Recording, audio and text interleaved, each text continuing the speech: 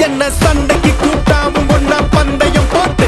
நாம்பிய போல வந்தண்டி மன்னிப்பு கேட்டு அப்பையும் வீட்டுல கொட்டுக்க போறாங்கல்ல போலீஸ் கம்ப்ளைண்ட் முஞ்சா என்ன கூண்டுல நிப்பாட்டு நம்மளுக்கும் இருக்கு சப்போர்ட் உன்னை கூட்டுன்னு போவேன் ஜீப்ல